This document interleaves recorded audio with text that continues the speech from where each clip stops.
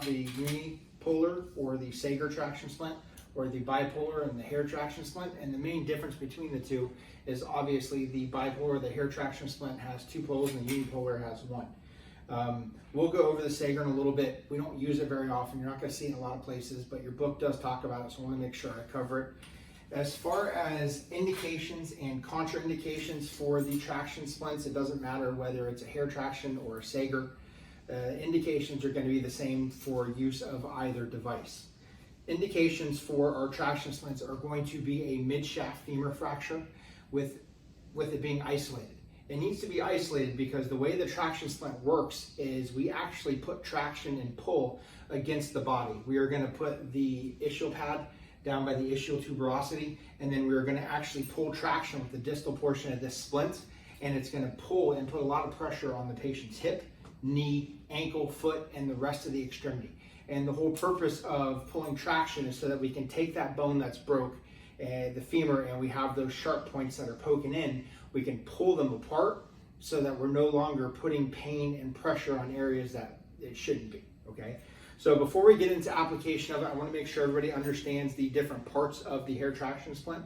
So this is the butt pad. This is what's going to go under the ischial tuberosity, or if you feel, it's going to go right underneath your butt cheek, where the back of your thigh starts into your butt. The first strap is going to be the ischial strap, okay? The nice thing about these hair traction splints is if you look, and when we get back to class I can show you, is that the straps are each numbered. They're numbered 1, 2, 3, 4, and it actually tells you on the strap where you're going to position the straps. So this is the ischial part. It's going to go under the ischial tuberosity. Then we have the thigh strap or the ischial strap that's going to go all the way up top. We have the other 4 straps that are going to go different areas on the extremity.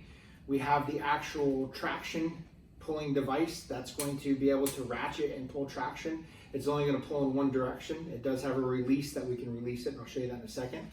And then the only other moving part on the traction splint itself is going to be our kickstand.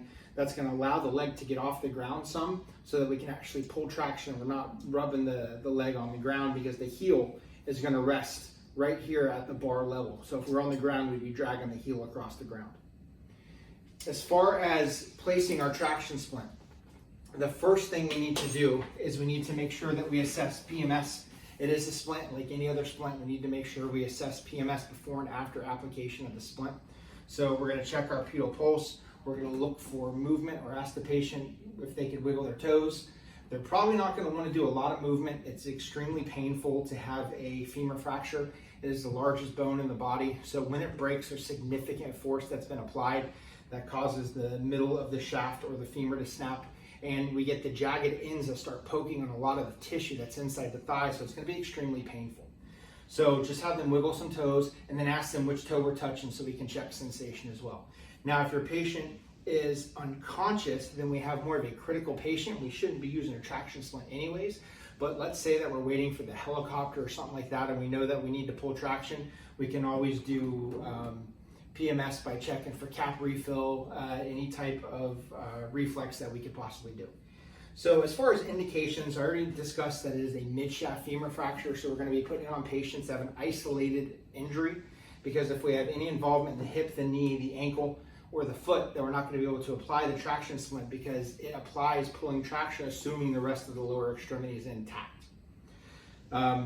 Even if it is an open fracture, it is okay to use the traction splint. I know some of the old school teaches that if it's open, we don't want to use it because we don't want to pull that stuff inside.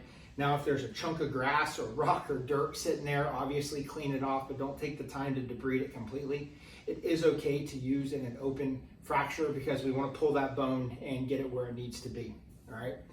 So we have our mid-shaft femur fracture. We have a conscious patient that we can talk to because this, once again, takes time. So if we have any problems with our airway breathing or circulation, then traction splint is not the best choice because we want to get that patient to the hospital as soon as possible. See, these are going to be more stable patients that have an isolated traumatic injury. So once we have the deemed that our patient needs the hair traction splint, what we're going to do is we're going to hold manual traction. So somebody's going to get down here, and from the distal portion or the foot portion of the patient, they're actually going to hold the leg, pick it up, and pull manual traction. It's important to remember that when we pull manual traction, we do not want to let go. Because if we start to get those bones in line, we let go, we're going to cause them to go right back where they were, causing more damage possibly to vessels. Remember, we have some very large vessels that run in the medial portion of the thigh here. We have the femoral vein, femoral artery, and we also have a very large nerve bundle that runs in there as well. So anytime we mess with that bone, we run a chance of those jagged parts of the broken bone cutting into one of those vessels or into the nerves and causing some permanent damage. Once we have manual traction held, we are going to apply our ankle strap. The ankle strap goes underneath, over top. That way we can hook up our traction splint. All right. Now, when you put the ankle strap on, we need to make sure that the strap actually goes in line and runs with the leg, so that as we pull traction, we're actually pulling in line with the rest of the leg. All right. As far as making sure that the splint is the correct size, we are actually going to use the patient's opposite leg to make sure that we can have the correct amount of traction pulled, okay? So the way the traction splints work is we can loosen both of these nuts here, which will allow our traction splint to extend. Remember, never pass equipment over the patient. We're going to go onto the good side. We are going to measure where our ischial tuberosity pad is going to go. And then we're going to measure past the extremity, because remember, we want to have room to pull traction. So if the splint is the exact same size as the leg, we have all this extra give here on the ankle strap, and then we have the actual traction part itself. We need to be able to actually pull traction on the splint in order for it to do its job. So what we're going to do is I'll go ahead and I'll put it on this right leg here, since that's the side that will be easiest for y'all to see.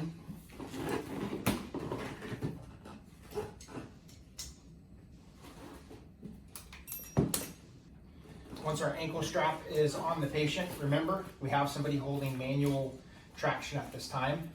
They're going to have the leg lifted up. Now, one of the things you have to remember is we need to make sure that our straps are undone. Because if our straps are not undone, then we're going to take the patient's leg, we're going to lay it right on top of the straps, and then we won't have the straps undone. We're going to have to move the leg again.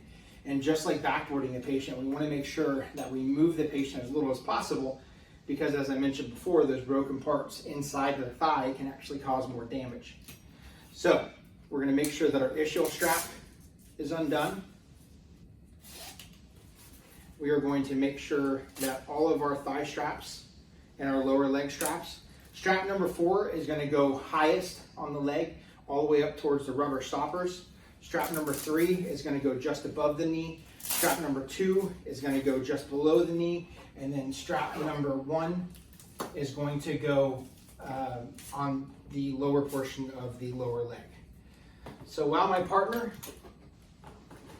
lifts the leg, we're going to go ahead and stick it under. Remember, the first strap that we're going to put is we are going to put our ischial strap. The reason being is before we actually put any other straps on, we have to pull tension. If I decided to pull tension with my straps and they were already Velcroed in place, then all I'm going to do is be pulling against my Velcroed straps, and I'm not going to be able to pull tension because I already have the patient strapped in place.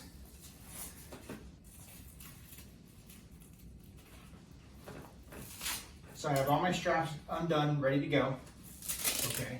This one I would have moved up under the leg. It's a little bit difficult by myself.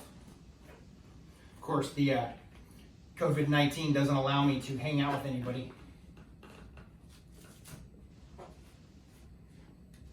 There is a release here, okay? So we're going to have it in our kickstand position. We're going to press this red release. That's going to enable me to get some slack on my ratcheting system. While I'm still holding manual traction, we can take traction over by pulling on the ratcheted portion of the traction splint. Now remember, this is pulling the leg while the ischial strap is pushing against the butt cheek of the patient, okay, against the bony part of the pelvis that's back there. Once we have either put the affected leg to the same length as the unaffected leg, we've reduced the pain, or it's put back where it needs to be, then we can tighten our straps. You're just going to tighten the straps where they go. Remember never to put a strap directly on top of the fracture because that could cause more damage, okay? Once our strap is in place and we have traction pulled, we always have to check PMS again, just like on a backboard, just like any other splint. Check for a pedal pulse, check for movement of the toes, and check for sensation as to patient which toe I'm touching. So it's very important that when we put this traction splint on, we follow all the steps. It is not a difficult thing to do, but we need to make sure that everything is followed.